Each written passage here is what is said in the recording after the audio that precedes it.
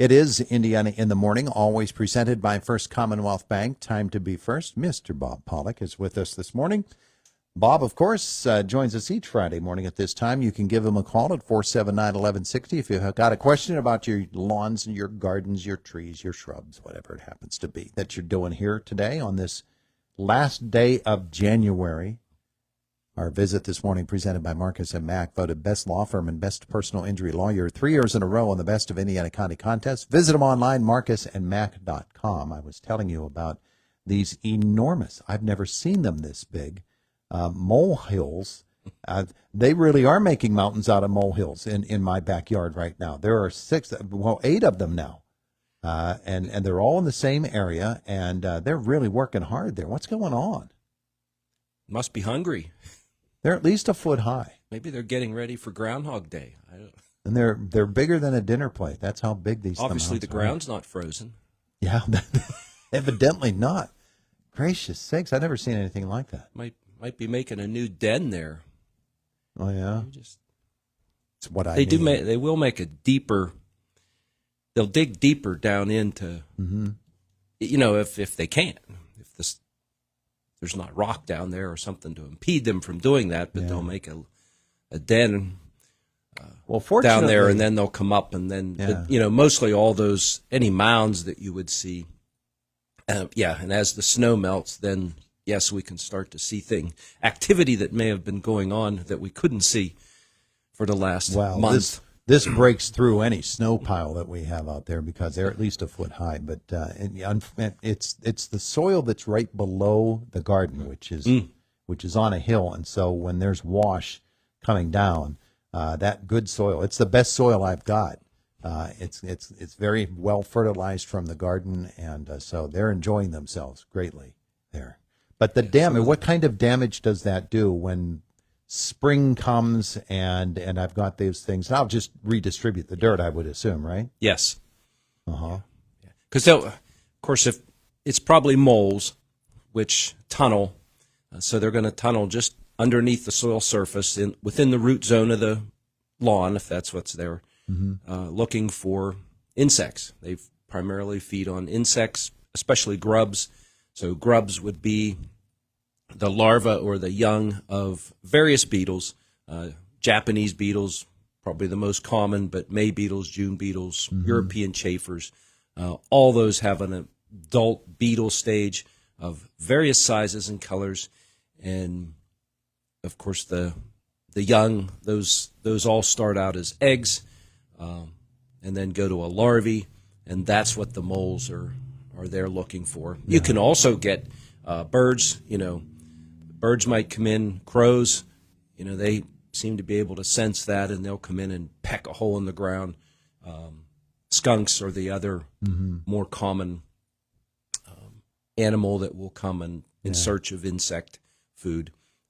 And so that, those grubs are, most of them get to be fairly large size, and so they can be a good meal for some of the other wildlife. So, the garden's right above it, and just below it are the grapevines, and Japanese beetles love those.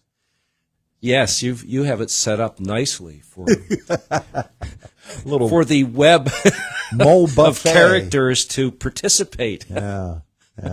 Oh yep. well. Yep. But the damage is really, all that it's a bit of an eyesore, and you do have to do something about it. Level those off. I'm sure some people just drive over them with their mower and level them off with the blades of the mower. Yeah, I'll use the rake. But little easier to do that with a rake and redistribute the soil around. And I might wreck the deck with as big as these things are. Yeah. Well, and scoop the extra off and put it back up in the garden where it belongs. Yeah, could do that too. All right, so that's one thing going on, but it is that time when we start to think more about getting outside, especially with Groundhog Day this weekend, the beginning of February, and we're just now starting to think, okay, when can I get out and start to work out there and do some things around the yard? I know that you are very cautious about that. You don't want us getting out there on soggy ground and trumping it down, do you? No, we'd prefer not to do that if we didn't have to. Makes a mess. Especially as things warm up here a little bit, enough to make things muddy and slippery and and we can also do the most damage to the soil at this time of year too, if we're putting traffic on it. Just by compaction? Compaction, because it's loosened up. Of course, freezing and thawing are beneficial because that does, move, expand, and contract those soil particles. And then with all the moisture that's in there, just walking on that, we can compress that, or any kind of equipment, but just us as humans walking on that can cause compaction and press the soil particles together. And when we do that, then we don't have enough space for the air and the water to belong. And so that's what we call compaction. And so it's not the best area for roots to grow. Yes, they can grow in them, but it's not as easy. The plants won't grow as well, won't be as big, as vigorous, as productive. So prefer to hold back. We can go out and there might be sticks and stuff around, that there's plenty of that. Come down that we can go out and check things out. And it's good just to check, because the other thing we mentioned last week about wildlife, deer, rabbits, things like that food may not be as plentiful in the woods. So what do? They come in search of that, and they may find some of your favorite plants that are there. So just checking on things, good to do. And then hopefully, if there is a problem, you can correct that before they mow it to the ground. I want to talk about ornamental grasses, which we have some that really came on last year in the late summer, and they were tall and had beautiful heads on them, and just were really, really pretty. And for the winter, I chose to let them there in their dead state because they're waving around in the breeze. They still look kind of nice down there like that. But I'd like them to grow and get lush and green and tall earlier in the season than they did last year. There's not a whole lot I can do to force that, though, is there? I'll cut them down when growing season gets here, and that'll allow them to start again. But yeah, and that's something else you can go out and check on. Look down in the base of the plant. Those grow in clumps. So as we get into March, and then April, just check on those. Look down in there, see if there's any new little green tender leaves starting to push up through the centers of those, because we want to get them cut back before that happens, or we're cutting off some of that new growth that's starting to come up, and then that may delay growth until some more stems come up. And oftentimes when we've had snowy weather like this, they'll get broken down. And there's some more coarse textured grasses that do get, really big and have bigger stems and thicker stems that hold up better. And then there's finer textured ones that will just get compressed down with when you get enough snow on there. But in either case, as we get towards, even the end of February into March, you can cut those back. Yeah. It's not going to hurt anything because all that foliage is dead. And it's pretty much just there now as a little bit of ornamental interest in the wintertime. Now, those great big seed heads on top of them, though, yeah. That seed will fall to the ground and will grow? Yes, some of that will grow, for sure. Yeah, it'll be mature, and it can, if conditions are right and it gets down in the soil enough, yes, those can germinate and make new plants, as well as the plant spreading itself from the root system. Yep. Now, some people dig a little bit of a trench around it. No, that's not. I thought in order to prevent spread. Yes. They'll dig a trench around so that it won't be. As or you can put a barrier. Yeah, they use those and plastic again, barriers. You can look at the exact cultivar that you have of grass and how vigorous that plant is to decide whether to do that or not. Again, they are perennials.